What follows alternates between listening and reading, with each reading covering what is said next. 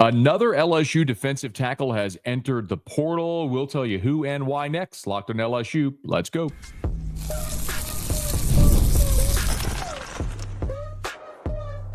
You are Locked On LSU, your daily podcast on the LSU Tigers.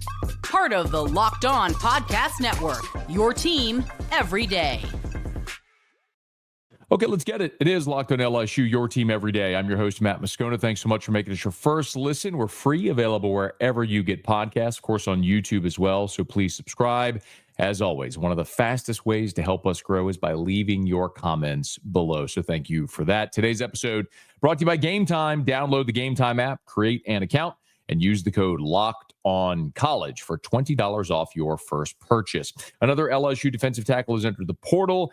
A defensive back, another defensive back, has a visit scheduled with LSU. I have a theory with what's going on. We'll get to that here in just a smidge. But we'll start with the Jaylen Lee news.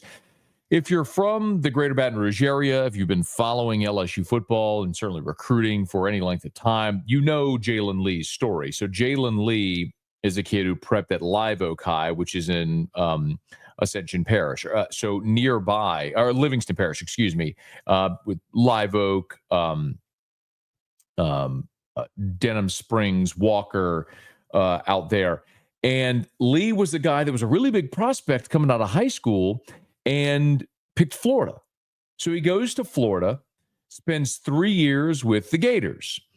And then when LSU was in pretty desperate need of defensive tackle help, Lee hopped in the transfer portal and lands at LSU in 2023 and ends up spending the 2023 and 2024 seasons at LSU.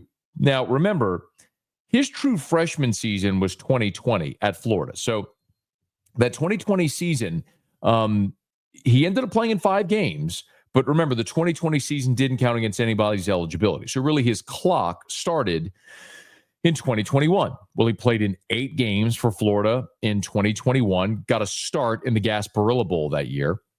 As a third-year sophomore in 2022, played in 12 games, started 3 times at nose tackle. So you can see in 2021, 2022, his reps, his production is increasing. His role is increasing. Well, he transfers to LSU, and lo and behold, as a 4th-year junior in LSU, plays in 7 games as a backup, just 2 tackles. So not really a very big role. And then when you looked at 2024, we were all coming into this season, as you well know, understanding that LSU on the defensive line going into this season, it was the biggest need. Brian Kelly said at point blank coming out of spring, they had to go get help on the defensive line. They added Gio Paez, they added JVR Suggs. They had some pretty high-profile misses in the portal, as we know. And then Jacobin Guillory got hurt, and my goodness, you were in dire straits at defensive tackle, but hat tip to Bo Davis, who maximized the guys he had. Parashand kicks inside, plays defensive tackle for you at 272 pounds. And then yet freshmen like Ahmad Bro and Dom McKinley give you good reps. So I'm looking at this when I saw this news going, Jaylen Lee's in the portal. I'm going, how does he have any eligibility left? Because look, he the COVID year didn't count in 20, but he played 21, 22 at Florida, 23, and then 24 at LSU. I'm going, he doesn't have any eligibility left until I went and checked. Jaylen Lee redshirted this year. He only saw the field in 4 games in 2024 for the LSU Tigers. And because he only played in those 4 games, he was able to maintain his redshirt year, which he had not used, which allows him a 6th season of eligibility in 2025. He played against Southern Cal, Nicholls, South Carolina. So each of the first 3 games, then didn't see the field again until the Arkansas game. And in those 4 games, Jaylen Lee did not record a statistic for LSU. He played only 39 snaps on the entire season, did Jaylen Lee. And those 39 snaps did not actually come with a great grade from Pro Football Focus. His overall defensive grade was a 49.5.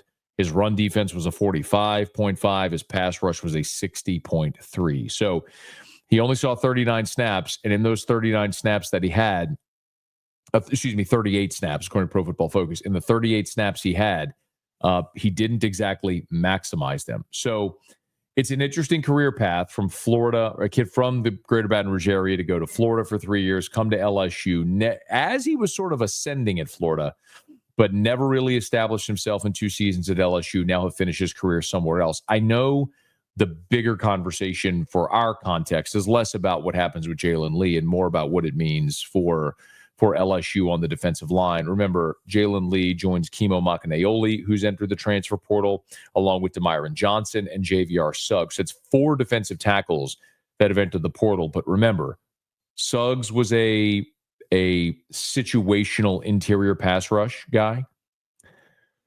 Lee is a veteran who just hadn't really carved a role, and actually this year was passed by Ahmad Bro and Don McKinley, those 2 younger guys.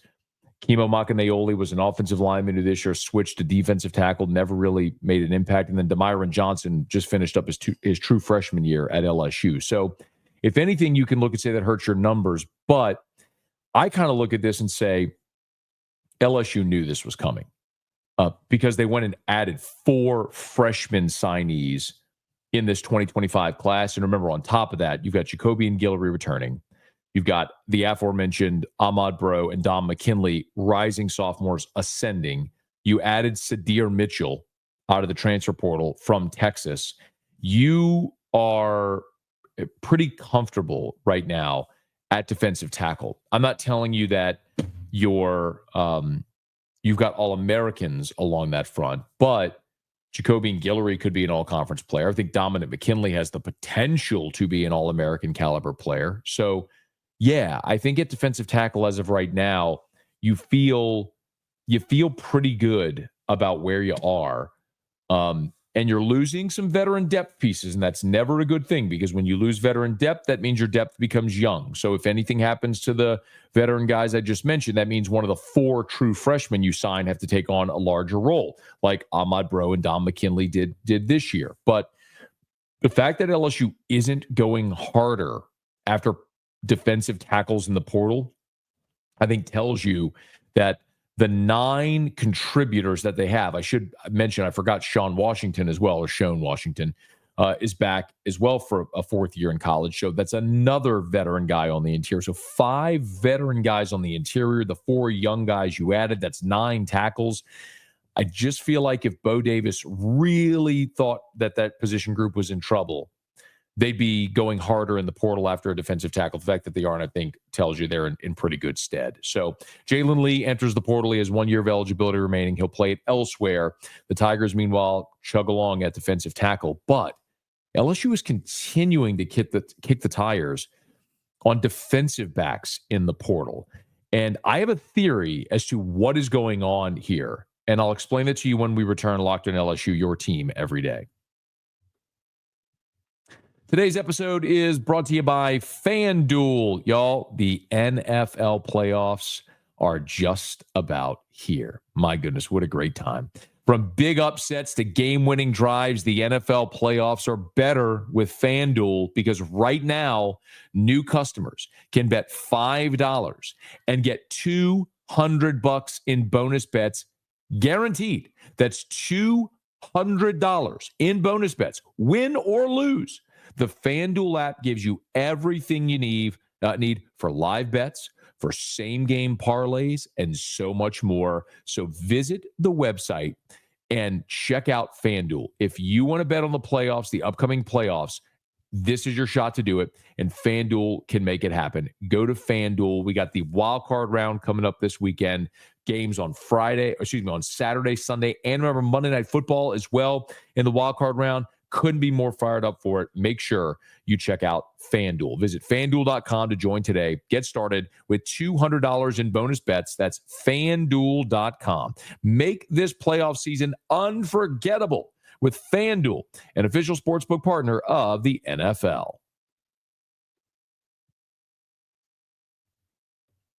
So I mentioned that I have a theory with what's going on with LSU.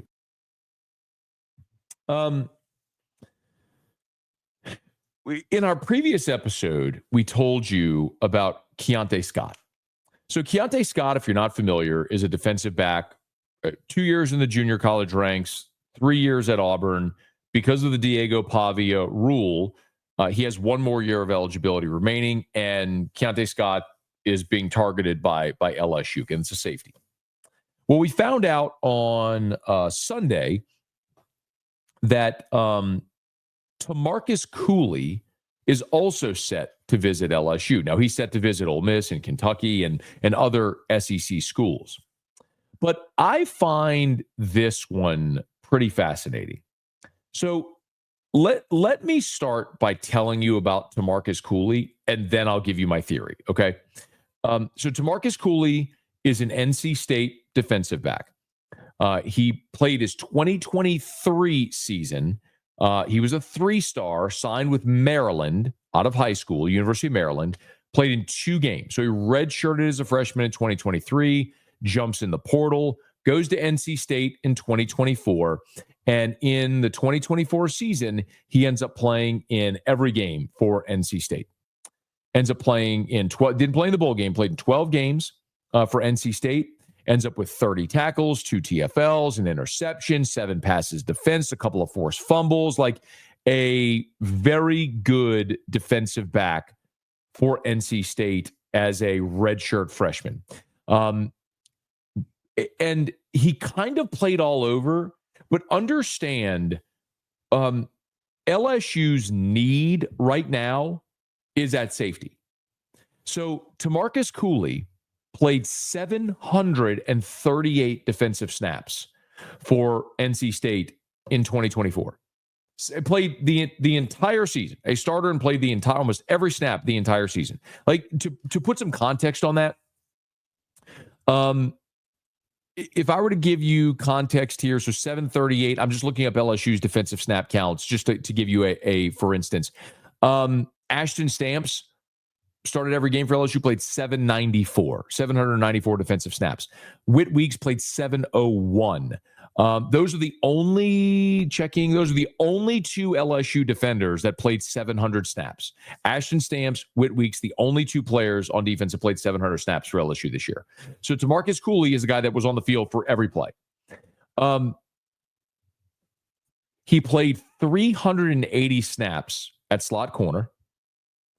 He played 101 snaps lined up on the defensive line. So basically a box, 93 in the box. So nearly 200 snaps at or around the line of scrimmage, sort of in a box safety role. He played 39 snaps at free safety, just 7 at wide corner. So this is a guy that played nickel and box safety for NC State. Played some free safety as well. But this is not a boundary corner. Okay, so we look at LSU, and you feel really good about where LSU is on the perimeter. We mentioned Ashton Stamps. You got DJ Pickett coming in. You're bringing back PJ Woodland. You've got Mansour Delane from Virginia Tech, who could play boundary corner or could play safety. Jakeem Jackson coming in from Florida, who's a boundary corner. You feel good about boundary corner. You need safety help. And I have told you here, and if you're an everydayer, thank you for listening every day. And if you're not, you should be. Thank you. You've heard me say this, that I have been told that LSU has a silent commitment from an offensive tackle and a safety on teams that are currently playing in the college football playoff. Now, remember, those players can enter the portal 5 days after their bowl game or when their season ends. By the way, I want to remind you of this, just so you know that, like, with that context, I'm going to play this clip for you again. This was December 21st. Okay, so this was the weekend before Christmas. Brian Kelly, during bowl preps, meeting with reporters. This was the day before they signed Patrick Payton from Florida State. That was done, but Kelly couldn't announce it yet, and he was asked, what else is coming, and listen to what he said. There'll be some more work on the offensive line, and maybe on the back end of our defense. Okay, not me saying it, Brian Kelly saying it on December 21st. There's going to be more work on the offensive line and on the back end of the defense. Well, they already signed Josh Thompson from Northwestern, which is a great ad, can play guard or tackle. We've talked about him. But the back end of the defense is the big need. And again, I've been told that LSU has a silent commitment from a safety on a current college football playoff team. So why are they still pursuing safeties? If you have that commitment, and remember also, LSU right now, when you look at the transfer portal, the numbers, right? LSU has 14 incoming transfers, okay? And I told you there's a couple of more silent commits. Remember this. Brian Kelly was asked about where they thought they would land. Because remember, last year they signed nine players out of the portal. Now they're at 14 already. Listen to Kelly. It's going to probably be closer to the 15 number before it's all said and done. Have you exceeded your own hopes? No, we had a pretty clear plan in terms of where we wanted to be. I think we probably, we probably got there quicker, earlier. I thought it was going to be a little bit longer, because again, you have 5 days after your last game. Even though the portal closes on the 28th, you still have those 5 days after your last game. So, we thought that this would be longer, and it still might. There's some teams that are still playing that, guys have yet to make decisions, So this could go a little bit longer for us as well. Guys are still playing who have yet to make decisions. This could go a little longer. You got 5 days after the bowl game or your season ends. Like, he's telling you without telling you. Now I'm filling in the blanks for you. That was December the 21st. My point is, they feel good about the silence that they have. But what you can't allow to happen here is what happened with Bryce Underwood. LSU had all of their eggs in the Bryce Underwood basket. They were all in for Bryce Underwood at quarterback. And in the 11th hour, the third richest guy in the world comes and drops $12 million in Bryce Underwood's lap, and he's gone. And now you don't have a backup plan. There was no plan B for the class of 2025. So the LSU, thankfully, had a pile of cash. They went in the portal. They added Michael Van Buren. So you've got an experienced backup now, a talented, experienced backup. But they didn't have a plan B. And while LSU may have a silent commit, one thing this portal era is teaching all of us is until that paperwork is signed, ain't nothing done. Because what if a team, a more desperate team, comes in and shoots up the price, and you start with a bidding war, and you don't land the player that you think you have? It could happen. I mean, I told you what happened with C.J. Daniels. C.J. Daniels went in the portal knowing he was going to Auburn. But as soon as he went in the portal, all of a sudden, here was interest. And then the reports are he was going to Ole Miss. Well, he ends up in Miami. The bidding war started. And he got a much better deal, much better opportunity at Miami. So who's to say, or what's to say, that whenever the player LSU might think they're getting through this deal that's been negotiated with an agent or whatever, a third party, whatever it may be, when that player goes in the portal, someone else doesn't come in, make a better offer, and then that player's gone. And the player you thought you had at your greatest position of need is gone. Are you following me? So in this instance, what LSU is doing is covering all of their bases to say, okay, we feel good about that player, but what if? And in the event that something goes awry, let's make sure we are kicking the tires on Keontae Scott from Auburn, who's a 3-year starter in the SEC, also as a kick returner, punt returner. Let's kick the tires on Demarcus Kee, a guy that played his freshman year at Maryland, sophomore year in the ACC at NC State, started every game, played over 700 snaps, can play box corner, can play safety, box safety, deep safety. Like, let's make sure we've dotted those I's and crossed those T's to make sure that we have options and we don't get caught in a situation like LSU was in last spring where they were desperate for defensive tackles. Remember, they were desperate for defensive tackles. Brian Kelly came out of the spring game telling you they had to go get a tackle. And they went after Dominic Williams and the kid who ended up at Miami, whose name I never Simeon Barrow. And ultimately, they wouldn't spend what they had to spend to get those guys. And so you ended up having to settle for a guy like JVR Suggs when you needed an impact tackle. LSU's not allowing themselves to get out of this portal window in the desperate spot they were in a year ago. They have the money to spend. They have playing time available. They got a roster that's going to compete for a championship. LSU has a ton to sell, and they're selling it to these guys. So Demarcus Cooley is the latest. Let me give you a little more on Cooley, and then I want to tell you a little bit more about another offensive lineman that hit the portal who might fall in the same category as Scott and Cooley. We'll get to that as we continue. Locked on LSU, your team every day. Today's episode is brought to you by Game Time. If you are attending or want to attend the new 12-team college football playoff, games are incredible. I was so lucky to be able to go to the Sugar Bowl with Notre Dame and Georgia. Incredible experience. It brings fans together like never before. Listen, I can remember the excitement, obviously, of past playoff games when LSU was involved, and obviously this year as well. And making new memories with this new format is pretty awesome. So Game Time has a new feature called Game Time Picks that makes getting tickets for events even easier. It filters out the fluff. It shows you only incredible deals on great seats, so you don't have to waste time searching through thousands of tickets.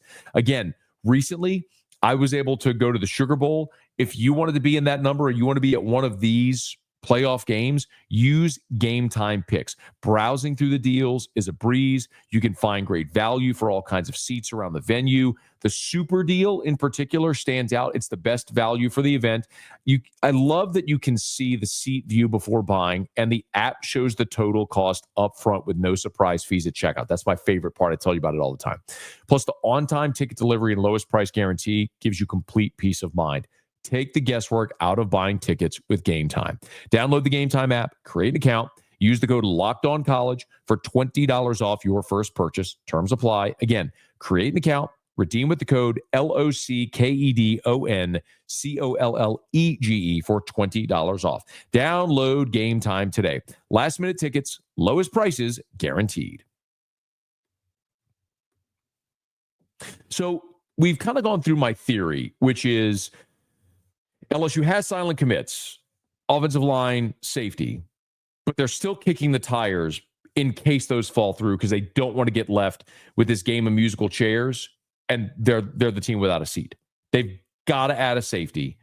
Adding Josh Thompson from Northwestern alleviates a little bit of the pressure on the offensive line, but you would still love to add a tackle, but you got to add a safety. So in the previous episode, we talked about Keontae Scott. Would highly recommend you go check that out if you missed it. Told you about Demarcus Cooley, over 700 snaps this year for NC State. Played all over their defensive backfield, but mostly as a slot corner, as a safety, as a box or attached box safety. And when you look at his Pro Football Focus grades, he was outstanding. And I'll give you some context here, okay?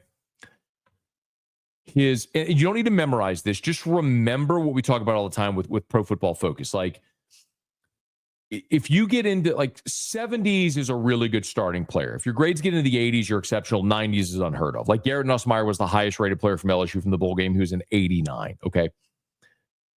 This season, Cooley's total defensive grade from Pro Football Focus was an 80.8.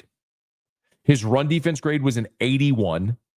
His tackling grade was a 75. His pass rush grade was a 69, so it was his lowest. And then his coverage grade was an 81. Let me put that into perspective. So let's pick someone like Major Burns. Major Burns played the star position, which is really a box corner safety player. Remember, every grade I just read for you was in the 80s except one, which was a 76. Well, his pass rush grade was like a 65. Major Burns' defensive grade was a 57. His run defense grade was a 53. His tackling grade was a 54. Pass rush grade was an 84, which was exceptional. And then his coverage grade was a 55. So I just told you, Demarcus Cooley, every one of his numbers, they were all in the 80s, except one was in the 70s, which is still really good for a starter. Major Burns, four of his five grades, were in the 50s, and one was in the 80s. You're talking about a dramatically higher graded player than the guy that was a fifth-year player for you this season. Yeah, if you can add Demarcus Kee, you do it. The other thing I'll tell you is, how he may fit in 2025. While I know I just told you Major Burns, and Burns played the star, and we're all anticipating Harold Perkins coming back playing the star position, you need safety help, undeniably. And as of right now, the safeties you have on the team with experience are Jordan Gilbert, who struggled this year with a shoulder injury, and Deshaun Spears, who just finished his true freshman year, who in the second half of the season saw his playing time really nosedive. Sage Ryan's gone. Major Burns is out of eligibility. Mansour Delane from Virginia Tech's coming in. He could play boundary corner or he could play safety. But if you can add more depth, experience depth, quality bodies at the safety position, that's fantastic. And also remember, another benefit of a guy like Demarcus Kee is he's a redshirt freshman. So he'll be in his third year in school, but just his second year of eligibility. So he's got 3 years of eligibility remaining. Not to say he'll play 3 more years, but he has it. In the last 2 classes, you've lost Jeremiah Hughes, Ryan Yates, Kylan Jackson, Bernard Causey. And remember, Jawan Johnson has moved from defensive back. He signed as a defensive back, but is playing running back now. So 5 defensive backs in the last 2 classes for LSU are no longer either with your program or playing defensive back. So a lot of your young DB talent is either gone or has switched positions. So you've got to fortify your numbers, not just at your top level, but your depth as well. That's why a guy like Cooley could make sense. We mentioned Keontae Scott. He's got 1 year left. Keontae Scott's taking advantage of the Diego Pavia rule. He's got 1 year of eligibility left. Demarcus Kee has 3 years remaining. So he could be an impact guy for you in 2025, but also in 2026 and potentially 2027 as well, should he choose to do so. Just something to file away. Remember, we also played the cut for you there from Brian Kelly, where he said offensive line and back end of the defense. We've spent a lot of time talking about the back end of the defense, but what about offensive line? Well, another player that hit the portal this weekend is Elijah Pritchett, who started 13 games at Alabama at right tackle this year. Now, he was their lowest graded offensive lineman, and maybe he wants to play left tackle, but probably is more of a right tackle. But if LSU, and nothing has come of that yet, just to be very clear, but if LSU does pursue a guy like Pritchett, it's because of what we said with the DBs. It's a position of need. It's a position you want to address.